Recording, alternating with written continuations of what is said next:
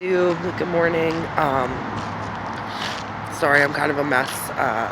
My grandmother-in-law is not doing too good, but I wanted to put up a video because I started following a step-parent page, um, and a lot of people on the page ask some really hard questions, and I feel like some of them should be addressed. I want to address some of them, and I hope this helps somebody out there. One of the questions is, when did you feel like a step parent? Like, at what point did you feel comfortable in your position to be a parent, and validate yourself and know that you're a step parent? For me, with Shay, I immediately jumped into that role because he was living with my mother-in-law. His mom only started taking him on the weekends when I came around to show something. I don't know. But for me, with Shay, it was immediate. He was drawn to me and I was drawn to him. So it was a little bit easier with him. Gabriella was a little bit harder because, like I've said in previous videos, she was fully aware that she has a mother. Her mother and her father were together, and they're not together anymore. And now I'm a new person coming into the situation, playing that role. And of course, it's always you're not going to replace my mom's situation. And I let her know that I will never be your mother. I don't want to be in that position. I don't want to take what you and her have away. I'm trying to add to the situation. I'm trying to be there for you in ways that she might not be, or in different ways, and just be a positive influence in your life and not replace anybody, because I never will, and I know that. For me,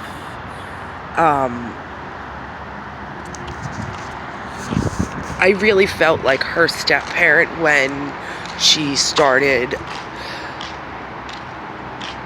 trusting me enough to come talk to me or come hug up and kiss on me without feeling awkward. And when she didn't feel like she was in the spotlight, because she's very anxious. In the beginning, it was very awkward for her, because I don't think she knew she didn't know how to act. She never was in that situation. And her mom was still very present, and I guess what she was hearing at home might have swayed her a little bit to be a little resistant to me and distant. And I know it wasn't her fault, and she was just doing what she was acting accordingly from what she was hearing and the situation and all that. So I don't hold that against her whatsoever. But for me, I really don't know what point it happened. It kind of happened organically, but I felt like her stepmother when, I got the I love you and the trust, and, her coming to me rather than her father, because it was always daddy, daddy, daddy. Like, even yesterday, we kind of had to explain a tough situation. Her great-grandmother isn't doing well. So we were explaining that she might have to go to heaven. And when she processed it and it clicked in her head, she started crying, but she ran to me and her face was right in my stomach, when usually she goes to her father. And to me, I didn't catch it. He did. He had told me yesterday, well, I braced myself for her to come running to me. So when she ran to you, I was shocked. He said happily surprised, but I was definitely surprised. And I think that's why I might be compelled to make the video, because I read the question and I read through the comments. I didn't comment on it because I didn't know what to say about it, but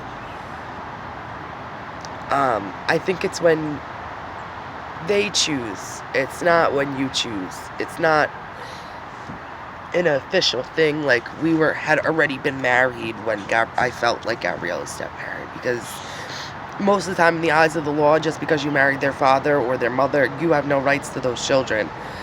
I now have custody. I now have legal rights to them. But as far as the feeling goes, it was really when they decided that they were comfortable enough with me, around me, to trust me, to put that faith that I'm gonna be there for them. It was on them more than it was on me. All I did was do what I would want someone for my kids to do and how I would treat my own children, because they are my children. Blood doesn't make you family. They'll always have their biological mother, but I'll always be there too. Mixed families are hard. Gabriella goes through a lot at school. Her head is somewhere else all the time. She's starting to really, I think, be more comfortable with it now that she has two mommies. She calls me mommy to her mom. Her mom calls me mommy when she's referring to me. In that aspect, I'm very lucky, because in the beginning it was not like this. A lot of people have rough situations when it comes to other people and remarrying. Well, they were never married, but moving on, just situations can be hard, especially with kids involved, and not everyone can act like an adult in the situation. I mean, 2 years ago, if you would have told me we were going to be here, I would have told you you're lying. I would have never pictured this situation being as smooth and as easy as it is. But it really comes down to respect. I know her mother's position and her place. Am I happy with her decisions? Absolutely not. She's not happy with her decisions. Her children aren't happy with her decisions, but she's living with that every day. When she's away from her kids, she's suffering. She's in prison for 10 years. She'll do her time for what she did, and she knows exactly what she's missing out on. But I respect her. I have to. Without her, these children wouldn't be here. Without that, I have to respect their relationship. Without my husband and her being together, these kids wouldn't be here. And I know that sounds crazy, but it's true. Without them being together and they had to go through what they went through to get these kids, and it didn't work out, and me and him are married and we're happy.